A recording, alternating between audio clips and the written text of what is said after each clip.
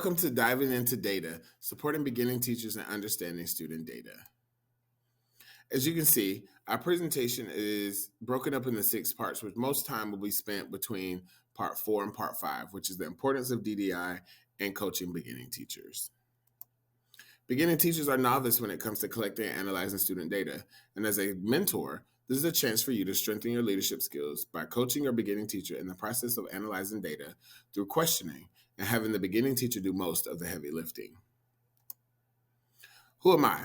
Well, I'm BJ Williams. I'm a Title I New Teacher Support Coordinator for Charlotte-Mecklenburg Schools. I've spent 14 years in the field of education in various roles ranging from classroom teacher to assistant principal. My specialty areas are data-driven instruction, classroom management, and lesson plan differentiation. So as you see, my timer has started on the screen. This is an interactive presentation. You're going to need a pen and a piece of paper. And what I want you to do, when the timer hits 30 seconds, I want you to write down as many student data points as you can. Ready, set, go.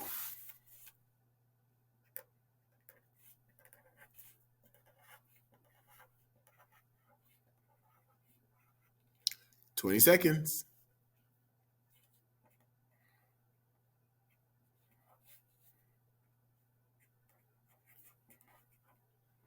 "10 seconds left. Get that last one written down.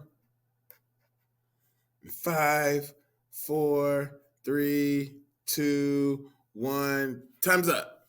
Let's see what you got. Did you have any of these that I came up with? Such as EOGs or EVAS projected scores, rubrics, anecdotal notes, exit tickets, or do nows or bell ringers, check for understandings. All of these are data points that we as teachers can use to help drive classroom instruction. So there's 3 different types of data collection and data-driven instruction.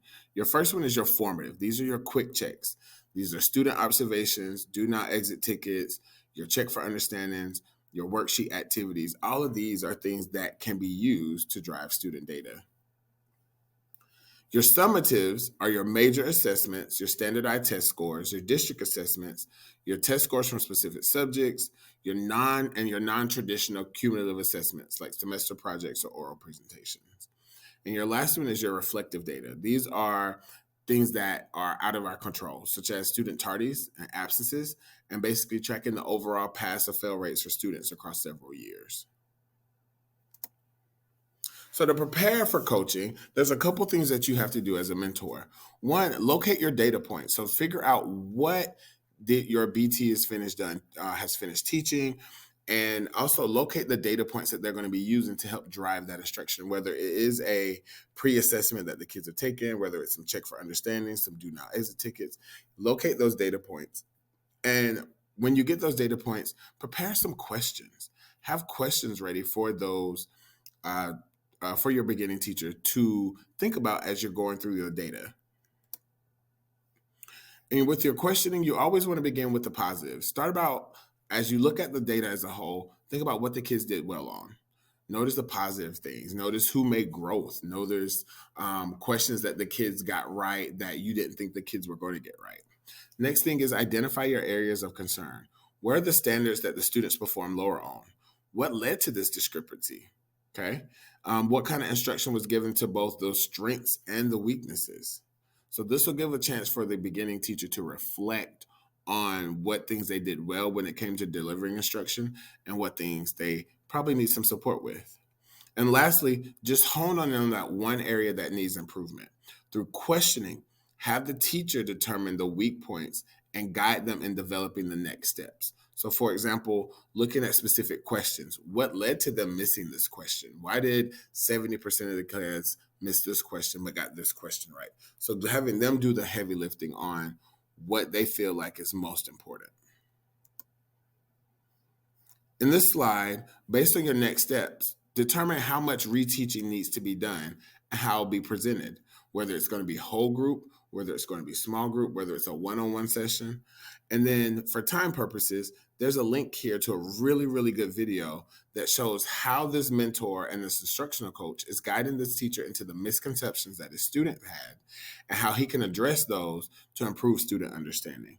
And so you can access this video by typing in the bit.ly link that is located right here on this presentation.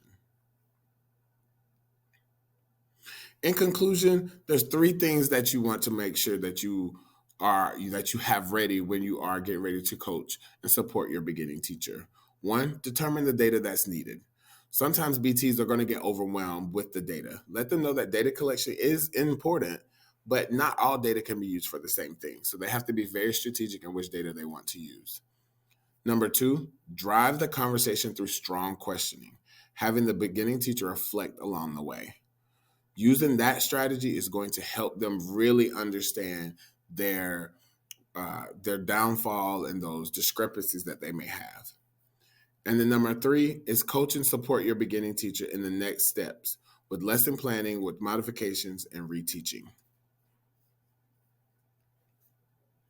I hope you've enjoyed this presentation, and thank you for coming with me on this journey. If you have any questions, please feel free to reach out to me with my contact information here or contact our beginning teaching development department through the information given. Also, follow us on our various social media websites for more PD opportunities, giveaways, and so much more. Thanks.